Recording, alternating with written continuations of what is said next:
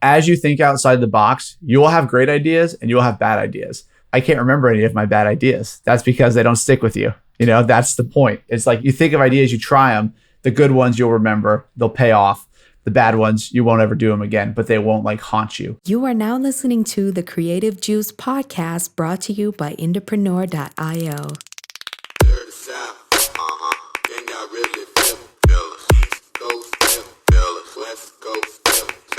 What's up, Indies? Welcome back to Creative Juice. This is episode 241. I'm your host, Jack McCarthy.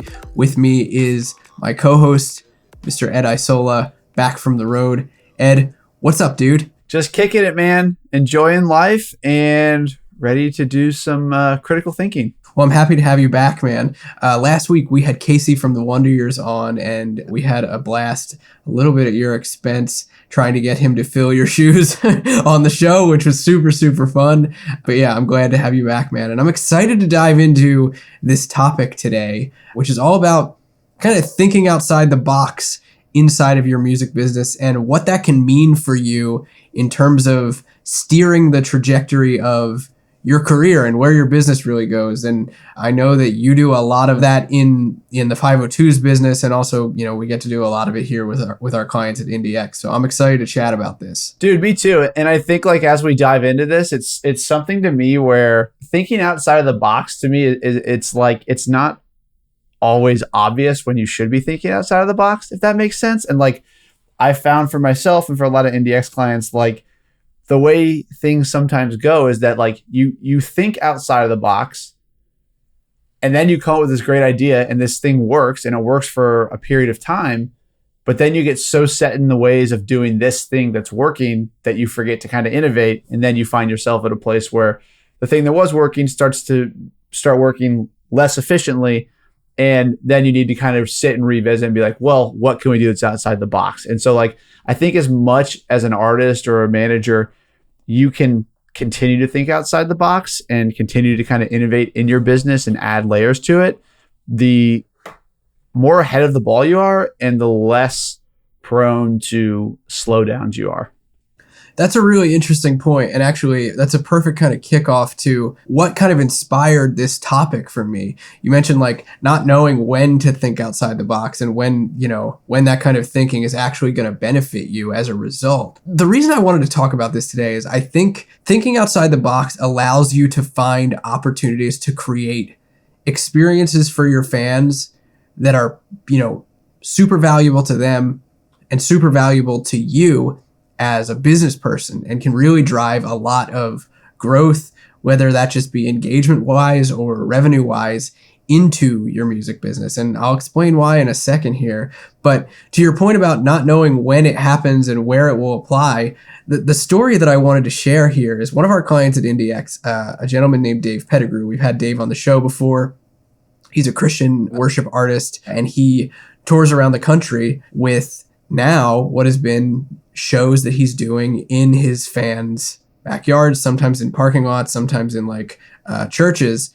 And it was towards the tail end of 2019 that he and I were having a conversation about trying to create a premium sort of experience for his fans where he could have more of an intimate kind of setting with them to hold his shows. And, we were putting kind of feelers out there about testing the waters with this and seeing if it could be a way that he could change how he was touring. Because up until then, he was doing more traditional touring in kind of his niche in the industry. And he wanted to see, could I do something a little bit different? And this was kind of the idea. Now, what's funny about that, maybe not funny, but what's interesting about that is we were having that conversation at the tail end of 2019. And as we rolled into 2020, COVID happened and wiped out touring. However, Dave immediately took this plan and put it into place and started booking these shows around the country with his fans in backyards, small settings, usually between 50 and 100 people. And it transformed his business. It was really wild what he was able to do. Booked out a year's worth of tour dates very, very quickly doing this because it was an experience that his fans could not have gotten prior to him making an offer like this. It's pretty remarkable to see. And this is a kind of a case in point of what you were saying, is like he was thinking outside the box, you know, a number of months before that was ready to actually happen. And really the reality of it was kind of forced on him due to the fact that touring was going to be out otherwise. Like there was no other way to pull it off except for this. That's so cool to hear, because like I think the phrase like it transformed his business, that's just like an exciting, you know, it's an exciting phrase to hear. And like I'm sure a lot of people listening are like, how do I transform my business? Right. And it's like, well, a lot of times there's steps that you can take, like the buddy system, that kind of stuff, where those are the guidelines. But where I feel like every time we talk about like, hey, what was the thing that transformed your business? Whether that's for, you know, like David, you were just talking about, or for the 502s, or for like Andy Hunter, who's been on the podcast and is at IndieX with As December Falls. It's his band. Like, those are just like a few of the examples of that. And like everybody in the indie community, it feels like when we talk about things that are like, man, write this down, like this is freaking cool, you know, it's always like people that took the core idea and just said, I think it would be cool if I did this. Or like you just said in Dave's example, man, I have to do this. It's kind of forced on me right now. And that's the thing where I'm like, it's very smart, I think, at the beginning of your kind of marketing journey and artist journey to go find artists and bands that did something and try to replicate it with your own spin on it. Like, I think that gives you the training wheels. But I think once you have the training wheels and you kind of understand what's happening, starting to look and say, hey, my favorite band did this, but if they had done this thing, it would have been 10 times cooler. Then you can go and do that thing. Like, that's how I think about it. But like to Dave's thing, that's so cool, because it's like he went essentially from this huge problem that was probably going to kind of like cripple a good portion of his revenue stream into increasing it. And he approached it, and I'm curious what you think, Jack. Like, he pretty much sounds like he approached it with a problem solving mentality of like, this has to happen, but how? And then he went and figured it out. Yeah, that's exactly how it went down. It was like the idea was there. It was literally just an idea. And it was like, okay, like now we have to make that idea a reality. Otherwise, like, I'm not on the road this year. That's really where things were at. And then it was a matter of taking that to his fans, going out to market with it, and seeing how people took to it, making them an offer that seemed so good that they couldn't say no. And really, like I said, it's pretty remarkable to see how well it's gone, to the point where he's even taken that offer out to cold traffic, people that aren't even fans, and he's booking shows this way. It's really, really wild to see. And as a related story, there's actually another client of ours at IndieX. I'm not going to name them, and you'll hear why in a second. But another one of our clients at IndieX reached out to me just a few weeks ago, and they were like, "Hey, man, like, we are thinking about undertaking some more intimate shows that might take place, you know, at a fan's house, maybe in a backyard, maybe a living room kind of show, or maybe just, you know, get fans to kind of be the liaison between us and some independent venues in the area. And this is the reason behind this kind of outside the box thinking and desire to do something like this." He said, "I'm trying to work through an underperforming booking agent." So it was like, I'm trying to solve a problem in my business in this new way by doing something new, that I can bring an offer out to my fans that I know will be valuable to them, because I know they want to have these kinds of experiences with me, and I'm doing it to solve a problem in my own business. And I thought that was really cool. So we're setting up a really similar sort of structure for him, you know, a similar kind of funnel, a similar kind of way for people to sign up and then be in touch and get these shows booked. And, you know, he's not going to fill out his whole touring schedule like this. He's just trying to, you know, fill in pockets of shows here and there, at least to start. But it's really interesting to see how different problem, similar outside the box thinking to try and solve it. And this doesn't just apply to, like, I don't want to say, you know, I'm not sitting here trying to say like book house concerts. That's not the that's not the purpose of what we're talking about here. It's just to point out, like, when you think outside the box, you can get returns that are far beyond what you're currently doing. Like what you were saying, Ed, like you get stuck in the rote kind of nature of doing things the same way over and over and over again. Yeah, and I mean, and I think just like to tack on to this, I know you just said, it doesn't have to be house concerts, but I think what underlies the house concert idea is that if you ask 95% of people, and you say, hey, how do I tour? Right? Like the comment's going to be, well, go to this venue, play a pretty poor gig, and then do that a handful of times and then come back and eventually you'll have shows. And it's like, it's kind of just a sense of like rejecting that. If someone says that, when I first heard that, I was like, well, that's a terrible idea. Like, why would I want to do that? And, but I didn't have the solution, but we created the solution. It was with like the show promotion related stuff that we do. But same hand, like house concerts are, I think, an example of not the typical option when it comes to touring. And so I think what Jack's getting at with like everybody kind of saying like, oh, I did a house concert, I did this thing. It's like, they really just are creating a different avenue versus it's not about the house concert. It's about here's the accepted approach, but I'm going to do something else. And that's actually going to pay dividends for me. And this is where I said this is going to help your house concert line. But like we did the same thing when we went to Europe in 2017. We had a festival offer. We got so excited. We were like, man, we can't not go to Germany, right? Like, who are we to say no to this, even though it's going to be really expensive? And we were self-booked. We set up a couple of like actual shows. But even at the end of that, we're like, well, we have like 4 off days between every show.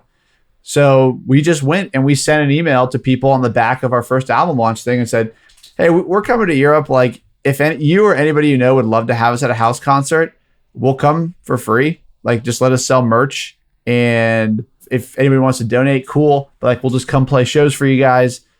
And we ended up having like our best shows financially and honestly just the best shows from those house concerts where like we had such dedicated fans in these like random cities in Europe. Ended up bringing like 200 people out to a show. And I think we made like $5,000 that night from people just donating and buying merchandise and like selling our merch for us. And so like all this is to say that like as you think outside the box, you will have great ideas and you will have bad ideas. I can't remember any of my bad ideas. That's because they don't stick with you. That's the point. It's like you think of ideas, you try them. The good ones you'll remember, they'll pay off. The bad ones, you won't ever do them again, but they won't like haunt you in most cases. And so I think all this is just to kind of like, for me, boil it back down to a place where I think what you said, Jack's very important. Is like, one, if you're talking directly to your fans, you have fans that care. That's step one. Step two is like, try ideas. Be creative with these people and say, hey, I want to do this. Like the worst thing is that nobody responds or 2 people respond. And you go back and say, actually, this was a bad idea. Haha, my bad. And they'll be like, okay, whatever.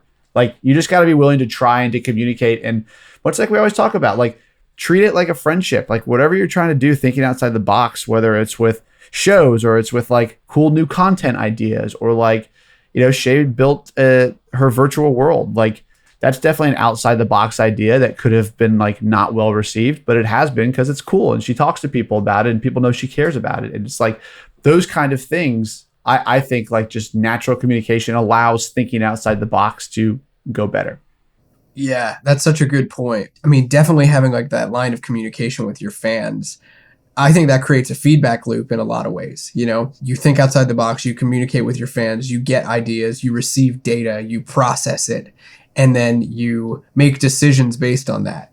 That's the kind of thinking that changes how a business works. And it allows you to create things for your fans that are cooler and more valuable than what you currently have in place. This is going back to the idea of like premium kind of valuable experiences that come out of like house concerts, for example. That's just one example. This is the same reason that like VIP experiences and add-ons started being a part of touring and concerts, meet and greets and add-on, merch bundles and stuff like that. VIP kind of stuff that goes on at shows. Those were created to build more valuable moments with fans and also increase revenue in a business. That's why that kind of stuff exists. That's how it happened. I'm not going to sit here and pretend like I know the the day and the time and the concert that the VIP, that the VIP meet and greet was born. I don't know the answer to that. But, thinking through this from a systems sort of perspective, you can see how things were done one way. We pivoted to try and find something cooler to do. And in doing that, we made an offer to fans that then brought people into the fold and allowed us to profit from that. That's pretty cool. Like, it's a pretty simple concept when you really boil it down to just that. It's really cool. And I think it's like, at the end of the day, this whole like thinking outside the box to me stems back from, what do you want to do creatively? That's to me what the essence of the question is of when it comes to thinking outside the box. And first of all, acknowledging that you really don't have any limits. When you're dreaming things up, you don't have limits. That's kind of how I started thinking about it. It's like, yes, I might have the best idea in the world. And if I want to do like a, simulation, when it comes to execution, I'm going to have financial limits. But like, as I'm starting to think about it, just try not to place limits on yourself, because a lot of times what I found is that I'll do this brainstorm and I'll come up with this crazy idea. And I don't actually end up doing that idea because it's too complicated or too expensive. But because I didn't place any limits on myself in the brainstorming phase, I'm able to then spin that off into something that is really cool that I can do. And kind of just like allowing myself to go wild at the very first step allows myself to then, I guess I'm saying, like, you throw a lot of stuff at the wall and then you see what trickles down. But it makes thinking outside the box fun versus, I guess the last thing I'd love for want anybody to do listening to this is like, leave this episode and say, I need to go sit down and I need to think outside the box. Cause like, like you're probably not going to come up with anything. But if you leave this episode and you start thinking like, man, okay, what would I like to do creatively? Like, I have a new album coming up. What would be cool if I tried this? Or I'm doing a string of tours. Like, what would be really cool if I try this? Like anything that you're doing musically or artistically, just saying, what do I want to do? And then think about how you could do it versus like intentionally sitting down and doing it. At least that's how I approach it. So this came up last week when we were talking about the idea of creating in-person experiences. And I think that there's something to be learned from that as well. Something that drives me absolutely mad and I think really limits what you can do with your business is when, like you were saying, Ed, like, don't limit your creativity. Something that I think a lot of artists, bands, musicians deal with when it comes to trying to plan out these sorts of things, whether it be, creating house concert tours to supplement what they're doing on a regular touring route, or buying out venues and planning out and booking your own tours like Ande did with As December Falls. We'll make sure to link to his episodes in the show notes so that if you don't know Ande's story and what he's done touring wise with his band, you can see how he kind of applied this sort of thinking to solve problems in his business. But where I'm going with this is I think what a lot of artists struggle with is they immediately start putting limits on thinking about these kinds of things. And they say, well, that's not sustainable or that's not scalable. And it immediately shuts off their ability to come up with something cool. And I like you, want to discourage people from getting stuck on that. Like, the first thing you should do is sit down and think about what you might like to do, and then think about how you can make it as valuable as possible without taking logistics into account right then and there. Because then really what you could do, like, this is a totally hypothetical situation, but if you listed out like a ton of stuff and you're like, wow, I don't know how we could ever pull this off. If you really, really, really wanted to, you could say, well, the only way we could pull this off is if we charged XYZ exorbitant amount of money. And you could make an offer that would be really high ticket if you really wanted to. Like, if the price was right, you probably would be able to do all the things that you're saying you couldn't do because, it's not sustainable or scalable or whatever. You probably could do those things. Now, I'm not saying you should, and I'm not saying you should make a super high ticket offer, but I'm just saying that you could. And so it's best not to limit your creativity in that, in that early phase. You build out what could be the most valuable offer and then plan out what you need to pull from it or what you need to adapt from it in order to make it something that can actually be done. That's how you don't get stuck like in that kind of like pit of trash thinking. Yeah, for sure. And I think too, something to like highlight there is like, you kind of just touched on this, Jack, but the whole idea around like, how do I make this sustainable or scalable? That's a huge pitfall that I see a lot of times. And I fall into it myself a lot of like, oh man, I'm going to do this, but like, how do we make that a system? How do we make this something that we could just set it and forget it? And like, at the end of the day, the things that have worked the best for any project that I've been involved with aren't the things that before they're launched are totally set up and done and ready to scale. They're the things that have an idea, the first iteration's built out, launched, does well, is then optimized, is then expanded, improved, that kind of stuff until 6 months down the road, now it's running on its own. You actually told me this one time, Jack, and I thought it was really great advice. It's like, get it up and running. Don't get stuck in the mindset of, hey, let me get a system in place and it's automated for the very first pass. Like, just get something going and then you can automate it after you actually understand what's working and what's not working. And I think that's a place where people can get trapped as well.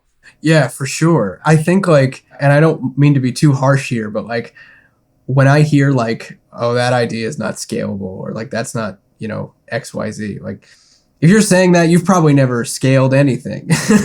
So like, it's probably not a good argument to make right now. Like the thing you should be doing is focusing on putting together something that is valuable and then figuring out how to pull it off.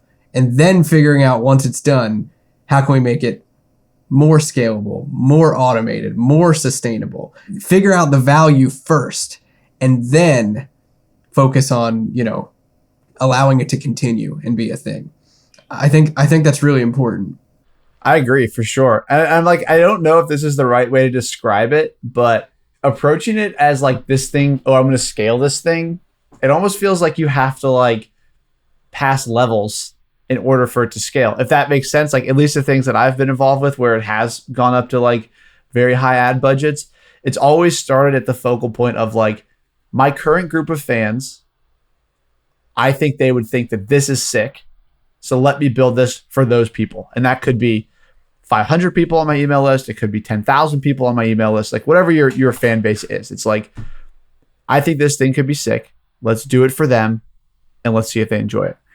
And then say, okay, they're liking it. Let me do some ads and see if I can run it to cold traffic. It's like, oh wait, these cold traffic people are liking it. Let me start increasing that. Like it's this iterative process. But I think what I wanted to highlight there is like a very nice way to start thinking about like, how do I create something that maybe could scale? Or how do I create something that maybe people even care about? Or how do I even think outside the box? I always think about it as like, what are my current fans? What are they going to lose their minds over? I think you see that sentiment really impacts how things go, where if your core group of diehard fans are going to just absolutely lose their minds over something, and whether they do or not doesn't matter, by the way, but if like in your heart you feel that they're going to lose their minds over it because you think it's really cool, those things tend to typically do a lot better than things that are just put out there. And Jack and I were just talking before this about like a promotion that we ran for the 502s that did okay, but it wasn't like our best one of all time. And we were kind of just like running down maybe why and why that wasn't.